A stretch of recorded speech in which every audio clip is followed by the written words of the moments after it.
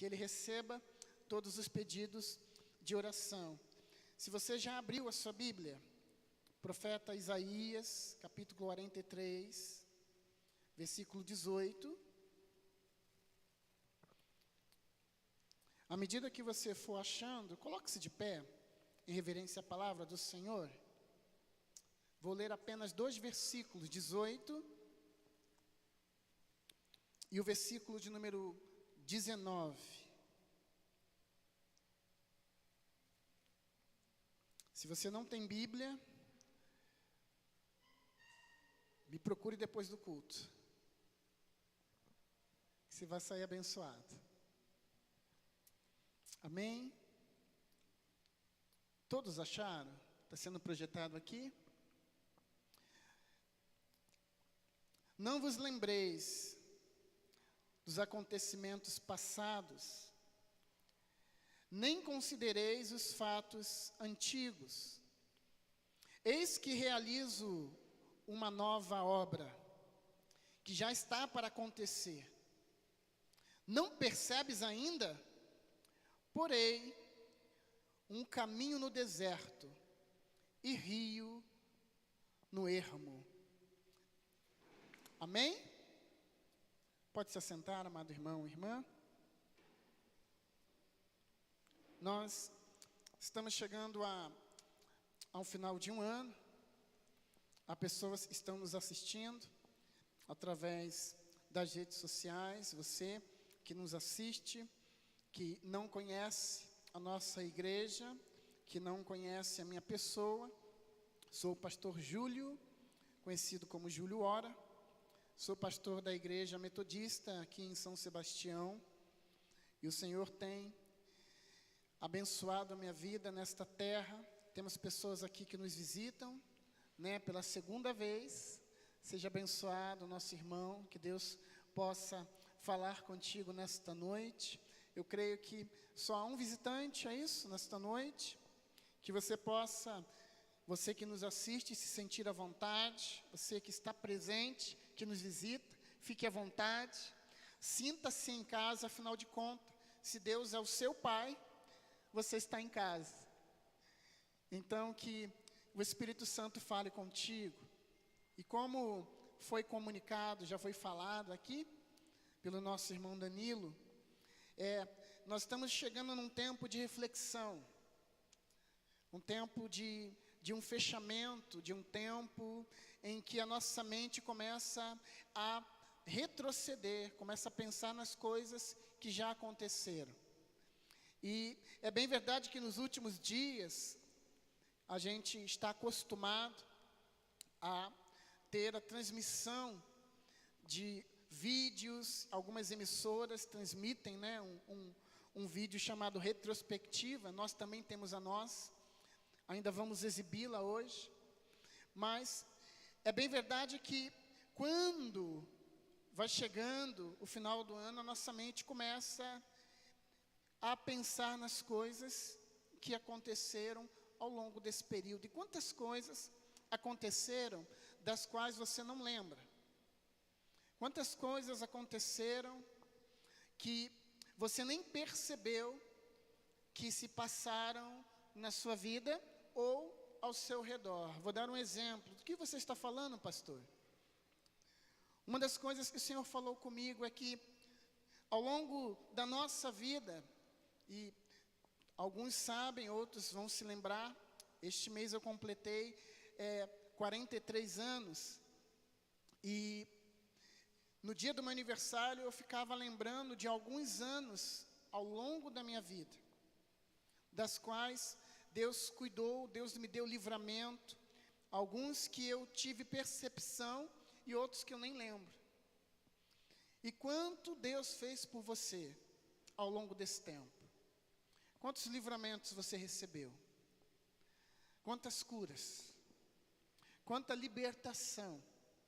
Quantos laços Ele desfez? Quantas ciladas Ele desarmou? Quantas pedras o Senhor tirou para que você não viesse a tropeçar? É um momento em que nós pensamos sim no ano seguinte, mas a nossa mente também começa a se cobrar e a se questionar, Poxa, ano passado eu prometi que eu ia fazer a minha dieta. E eu não consegui, né? Ano passado eu disse que eu seria uma pessoa assim, diferente, que eu não ia ligar para qualquer coisa, que as coisas não iam me atingir. E não foi bem assim. Quantos lembram do ano passado, nosso final de ano? Quantos projetos, quantos sonhos nós tínhamos em nosso coração? Quanta expectativa, né? Olha, nós estávamos respirando o mês de dezembro. Aqueles que estão aqui, que estão nos assistindo, são da comunidade, vão lembrar. Mês de dezembro nós estávamos respirando um acampamento que a princípio não teria, e ele foi planejado assim no estalar de dedos, e as coisas aconteceram e foi algo tremendo. E a gente não pensava mais em janeiro, não pensava mais em dezembro, a gente pensava no mês que teremos nosso acampamento. E o ser humano é assim, amados. Apesar da Bíblia nos instruir, né? Não andeis ansiosos. É isso? Não fica ansioso. A gente bem sabe o que aconteceu no passado. A gente sabe o que está acontecendo agora. Mas daqui a alguns minutos pertence a Deus. E nós temos que crer que Ele está no controle da nossa vida. Ele está no controle de todas as coisas. Então, por mais que desejemos olhar para o futuro, nós temos que nos preocupar com o presente. Porque se não investirmos no presente, nós não teremos o futuro. Parece meio filósofo, mas é verdade. As coisas que se passaram, passaram. Mas Deus é um Deus de novidade, amém? O tema da palavra hoje é: que caminho você vai percorrer? Eu já ministrei sobre esta palavra e usei a ênfase naquilo que é novo. É bem propício nós falarmos, como nós lemos aqui no início do texto, no versículo 18, ele diz assim: não vos lembreis das coisas passadas, nem considereis as antigas. Isaías, ele estava falando para o povo de Deus, no momento em que Israel estava para viver, estava para sofrer, estava para ter um tempo de amargura, que seria o período do cativeiro. E aí, amados, quantas vezes, ao ler a Bíblia, você vai perceber que houve momentos de lutas, momentos de tristezas, momentos de angústias, mas algo que se repete de Gênesis a Apocalipse, em todos os momentos, Deus se fazia presente. Deus conhecia a situação do seu povo. E quando nós passamos alguma dificuldade e buscamos refúgio na palavra do Senhor, nós queremos sempre palavras que nos confortem, sim ou não? Ou só acontece comigo? Né? Ai, tive uma desilusão amorosa. Eu vou ler Salmos. Vou ler lá. Né? Vou ler Jeremias, vou ler Isaías. Mesmo que uma mãe esqueça do seu filho, e nós buscamos palavras de consolo. Mas nem sempre aquilo que queremos ouvir é o que nós precisamos. Estão entendendo, igreja? E aí o povo precisou ouvir algo que talvez eu e você precisemos, para que possamos deixar o passado no passado. Pastor, mas o que Jeremias fala lá no capítulo 23, versículo, quero trazer à memória o que me traz esperança. Sim, mas o que Deus está falando é de coisas que te prendem, de coisas que te põem num cativeiro, te amarram e limitam o seu avançar, né? É meio clichê quando nós falamos assim: há pessoas que vivem andando, olhando a vida pelo retrovisor, mesmo indo adiante, mas não conseguem se desprender das coisas que ficaram para trás. A minha família é muito grande, e por ser muito grande, é uma diversidade de pessoas, de gênero, né, de pensamentos, de correntes. Eu tenho o privilégio de ter uma família com 70% dela cristã, mas ainda tem os 30% que a gente está orando, até que Cristo venha, que se converta. E esses dias atrás eu lembrava de uma situação de uma tia, que ela tem uma facilidade de ser magoada, de se sentir atingida por coisas mais banais que possam acontecer, né? Se a gente fosse colocar num linguajar mais comum, minha tia vai me assistir. Seria assim, uma pessoa que tem dodói, uma pessoa que você não pisou, mas esbarrou no pé dela, ela já, ai, ui, ai. E além de ser magoada com facilidade, ela retém isso. Talvez você não seja essa pessoa, mas você conhece alguém assim? Que retém as coisas. Que ao invés de liberar, de se abrir, prende no seu coração. E a tendência dessas pessoas é, com o passar do tempo, elas irem adoecendo. Com o passar do tempo, elas irem definhando e perdendo o seu vigor. O povo de Deus, segundo o profeta Isaías, eles estavam presos nas promessas de Moisés, nas coisas que aconteceram, e eles não conseguiam compreender que Deus pode fazer de novo, que Deus pode fazer algo novo, que Deus pode fazer diferente. Amém? Há pessoas que falam assim, não, eu vou parar diante do mar e o mar vai se abrir. O mar já se abriu diante de Moisés. Deus quer falar contigo, eu não quero abrir o mar diante de você, mas eu quero que você ande sobre as águas.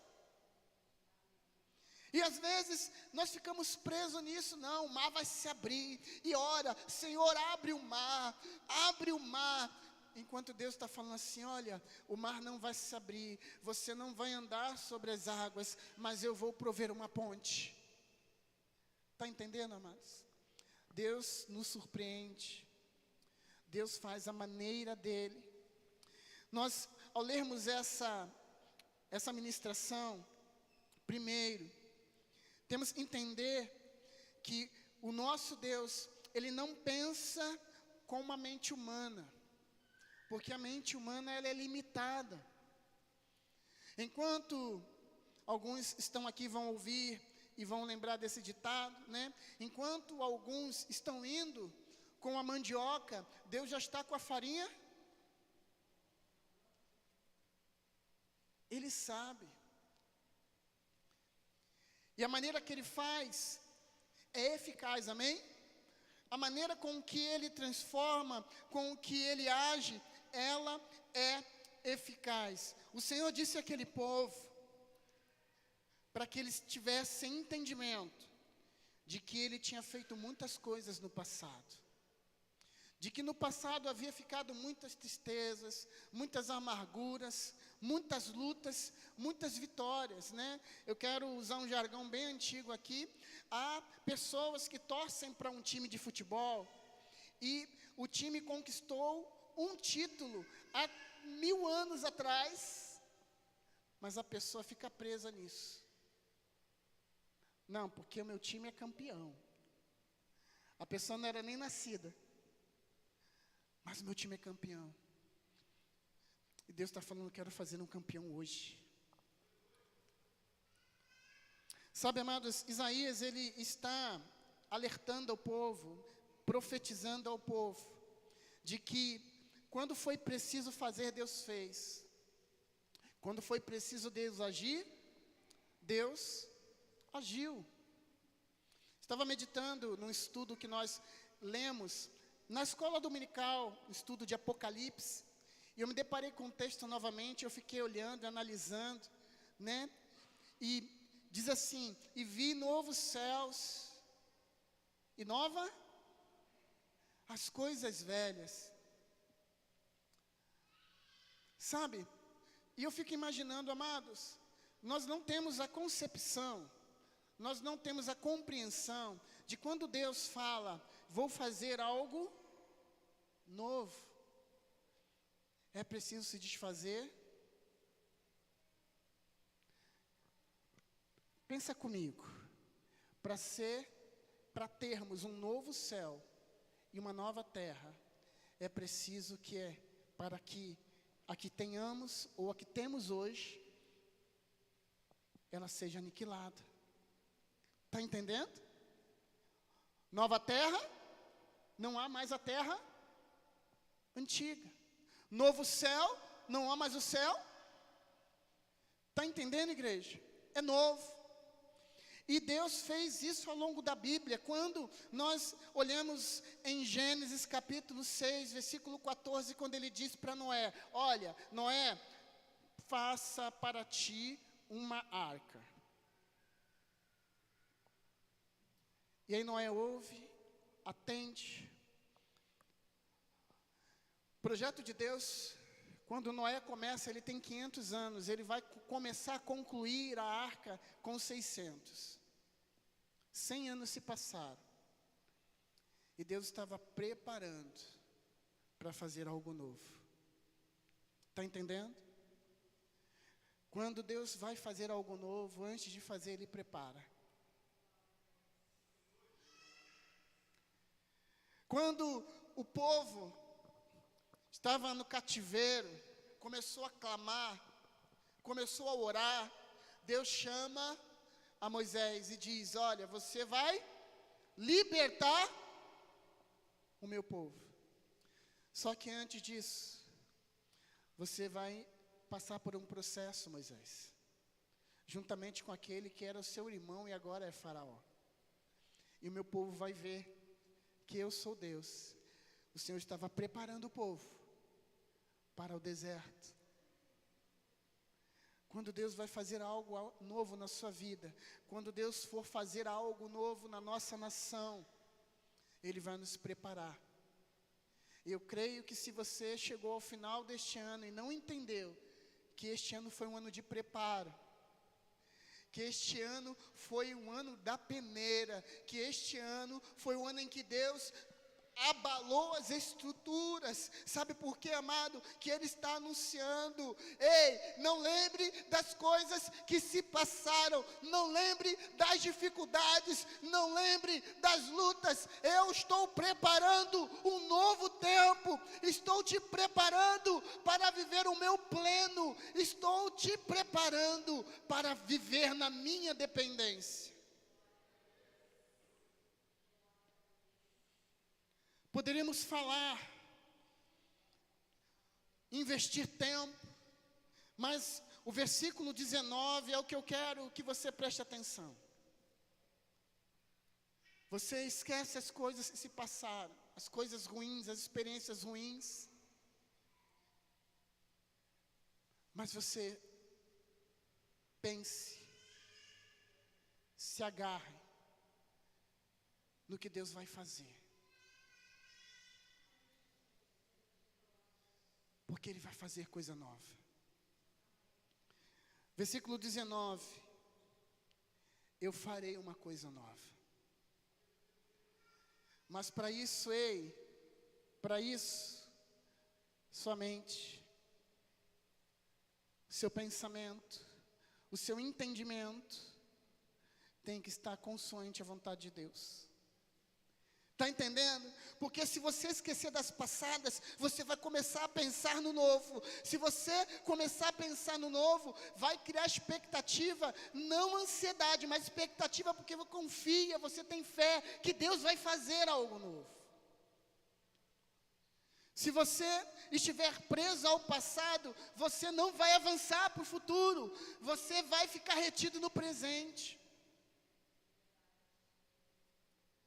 Então, para avançar, a sua mente tem que avançar junto com você.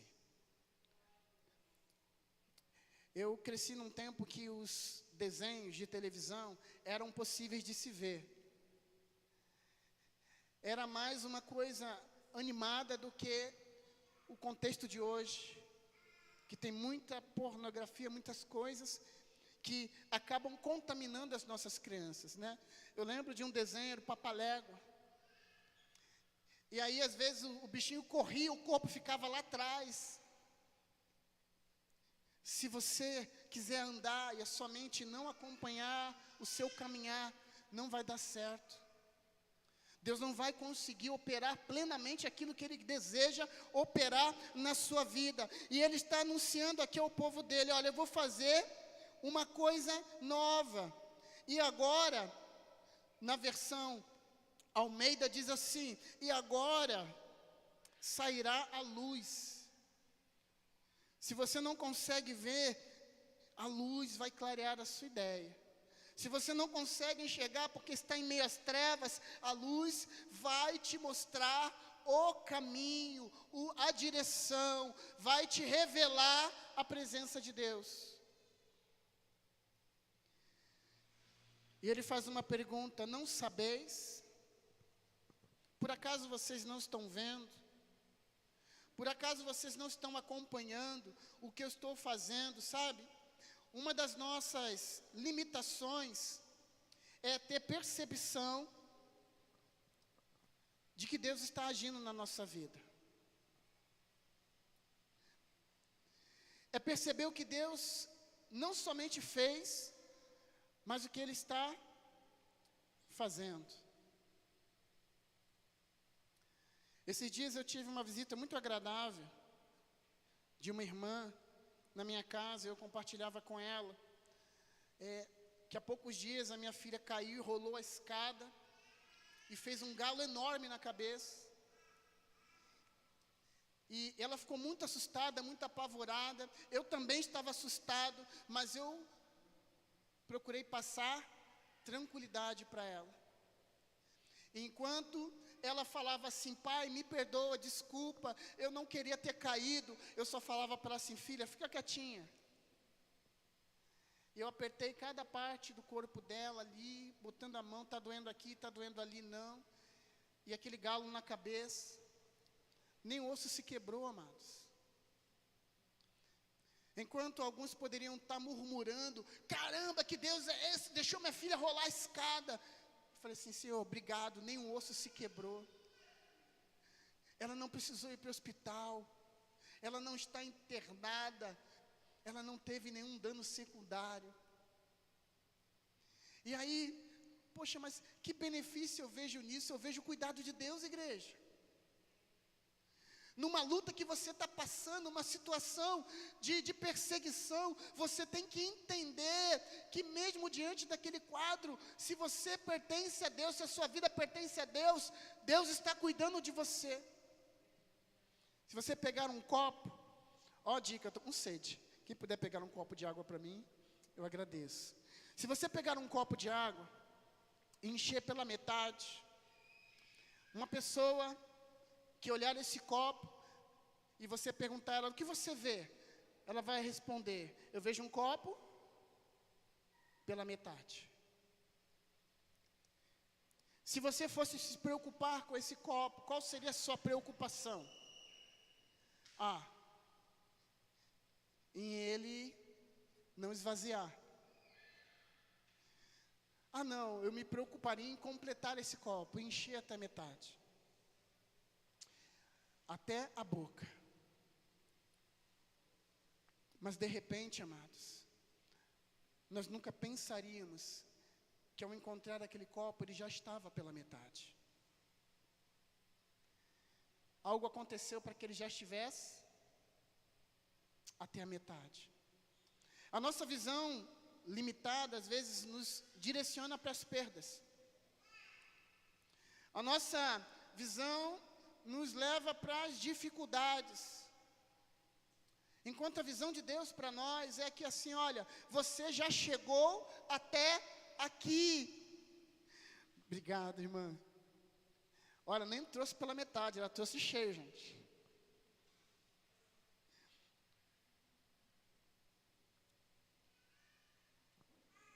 Você já chegou até aqui. Eu refletia sobre isso. No dia em que completei 43 anos, amados, Ebenezer, eu completei 43 anos, eu cheguei até aqui, e não foi a trancos e barrancos não, foi pelo sustento e provisão de Deus. Passei lutas, passei privações, tive lágrimas e muitas outras coisas, mas eu cheguei até aqui, o meu copo chegou até a metade, e dia a dia o Senhor vai acrescentando, e esse copo vai ser cheio. Mas eu já sou grato pela metade que o Senhor me deu, está entendendo? O povo precisava ser exortado e entender alguma coisa que Isaías estava falando, está falando hoje contigo, igreja.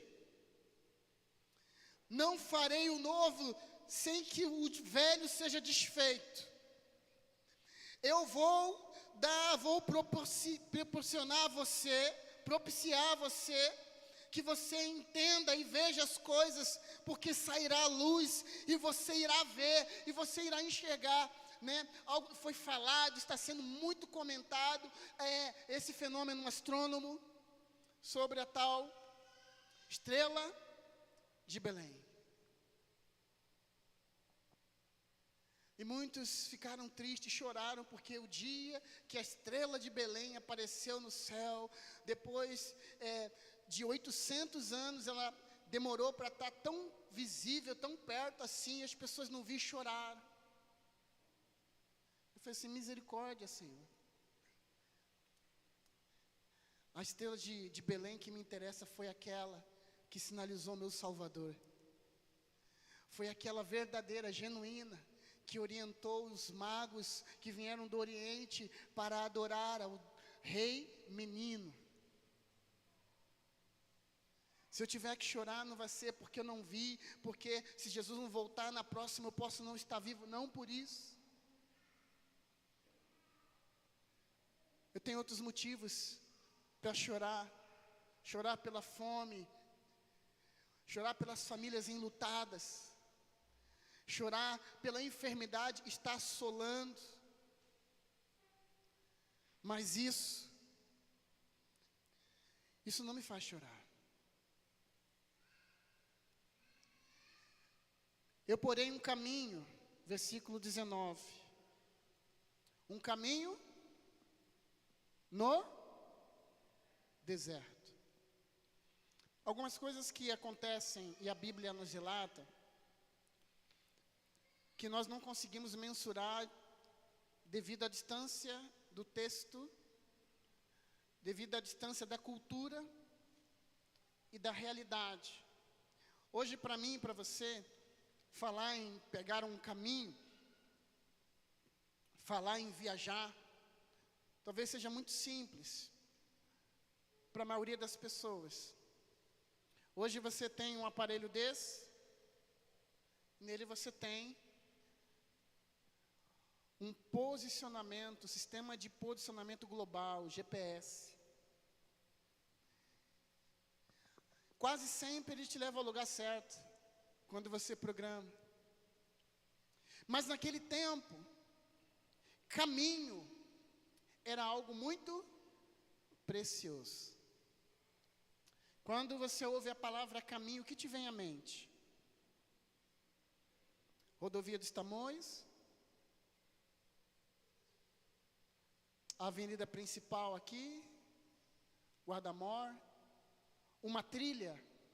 Quando você ouve a palavra caminho, o que te vem à sua mente? O que é um caminho, pastor?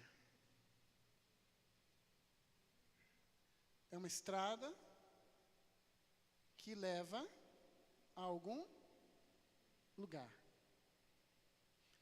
Mas Deus está falando de caminho, e a Bíblia é repleta de passagens que vão falar de caminho. Uma delas, que talvez te seja muito conhecido, Evangelho de João, capítulo 14, verso de número 6.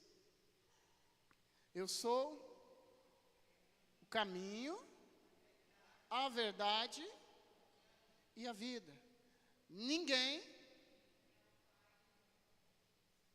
Olha, glória a Deus. A maioria respondeu aqui. Jesus disse isso, amados, por quê? Porque caminho na cultura judaica, hebraica, era importante. Talvez você só saiba a importância de um caminho se um dia você se encontrar perdido. E se alguém aqui já passou por uma situação de estar perdido, sabe a importância de se saber o caminho. Numa época em que não existia GPS, nós nos orientávamos pela posição global da quitanda, da farmácia, do mercadinho, sim ou não? Ah, eu vou naquele bar ali, vou naquele boteco, vou perguntar onde é essa rua. Não era assim, amados? Quando Deus era muito bom contigo, você encontrava um policial, um carteiro, um guarda municipal. Olha, eu estou precisando chegar nesse endereço. E hoje, amados, o que levava-se às vezes 2 horas para você chegar num lugar que não era tão longe, hoje em meia hora você percorre e chega no ponto certo. Mas há muitos caminhos, que mesmo nos levando ao ponto certo, não significa que não sejam caminhos perigosos. Mas há uma diferença do caminho perigoso com Deus e o caminho que é perigoso sem. Amém? Vamos lá, vamos lembrar da Bíblia? Ainda que eu ande.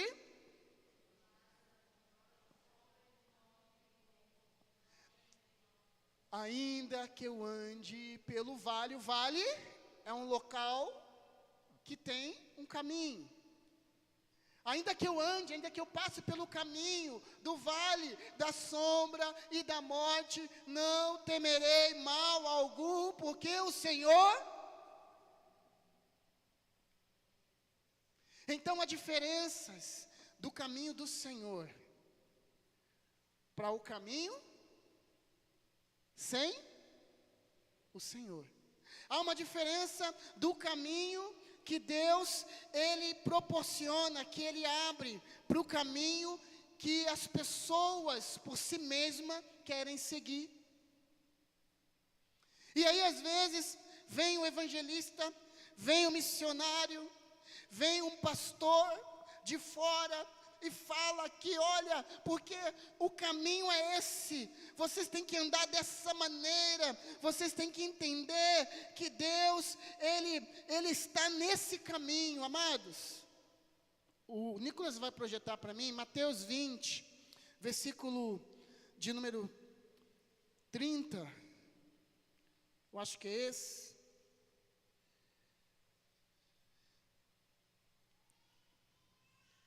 Diz assim, versículo 29, ao saírem de Jericó, uma grande multidão acompanhava Jesus. De repente, 2 cegos que estavam assentados à beira do caminho.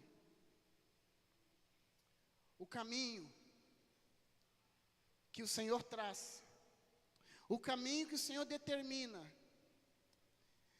é o caminho que, se eu e você estivermos, nós poderemos ser alvo de milagres. Pastor, havia 2 cegos à beira. Olha a diferença. Eles não estavam, mas estavam. Eles não estavam no caminho, mas estavam à beira. Eles estavam perto. Até quando você se aproxima de Deus, mesmo antes de você ser totalmente de Deus, à medida que você se aproxima de Deus, a graça dele se aproxima de você. À medida que você se aproxima de Deus, a misericórdia dele se chega a você, e você é tomado, e você é preenchido. Por estar perto, sabe, amados, eu já ouvi testemunhos nesta igreja de pessoas que falaram para mim assim: pastor, olha, ano que vem eu vou passar o culto da virada na sua igreja. Eu falei: por quê, irmão? Porque eu fui lá na igreja visitar e foi um ano de bênção, pastor, só pode ter sido aquele dia. Mas temos que entender, amados, achegai-vos a Deus, e Ele, aleluia, não adianta estar na margem, amados. Se você ler, nós não vamos ler, mas é preciso ser chamado para o caminho. Jesus falou assim: onde estão esses cegos? Chama ele aqui, trazei-o até mim. Jesus vai até Bartimeu, cura Bartimeu e fala: agora, Bartimeu, saia da beira do caminho, você agora é um daqueles que estão no caminho. O profeta diz que o Senhor vai pôr um caminho no deserto, amados. O deserto é um lugar inóspito, o deserto é um lugar que venta muito, o deserto é um lugar arenoso, onde as dunas se movimentam o tempo todo. Alguns países têm cidades em meio ao deserto e elas sofrem muito com as tempestades de areia. Alguém aqui do Nordeste já foi em lugar de dunas? Eu não fui no Nordeste, mas eu já fui no lugar de dunas. E é a coisa mais linda de se ver, mas a gente não tem a mínima ideia do perigo. Certa vez eu deixei o meu carro perto de um local desse, e quando eu voltei, a porta do carona já estava emperrada de areia. Mais um pouco, eu não ia achar o meu carro. E a duna tomou conta de toda a pista. Não havia mais caminho. Deus irá colocar um caminho no deserto. Sabe o que é isso? No lugar de dificuldade, no lugar de necessidade, Deus vai assinalar a direção, o caminho a ser percorrido. E quando nós percorremos o caminho, é no intuito de chegarmos no local de chegada. Quando nós pegamos um caminho, o nosso desejo é que a nossa viagem ela seja tranquila. Nem sempre é. Mas quando o caminho é traçado por Deus, pode demorar um pouco, pode ter obstáculos, você pode ter alguns desvios. Não sair do caminho, desvios de Deus, viu, amados? Deus fala assim: olha, não vai adiante, pega a esquerda. Olha, não vira à direita, vira a próxima direita. E às vezes o caminho é um pouco até mais longo, mas com Deus você vai chegar no seu destino. Deus está falando, amados, o caminho de Deus é um caminho que percorremos com a segurança e a provisão do Senhor. O meu e o seu caminho pode nos levar à queda, à destruição, mas o caminho que o Senhor abre, Ele assegura a nossa chegada. O caminho que o Senhor, Ele providencia, Ele garante a nossa segurança. Você está entendendo, igreja? Porém, caminho no deserto e também rios no ermo. Quem já teve a curiosidade de saber o significado dessa palavra ermo? Ninguém? Significado da palavra ermo: lugar infrutífero, lugar morto, lugar que nada sobrevive. E aí ele está falando, e o Danilo, ele, no momento da ministração, ele falava assim: tem um rio de Deus passando neste lugar. Não tinha falado nada da palavra com ele, mas o rio que o Senhor está colocando, ele brotará, ele nascerá no ermo,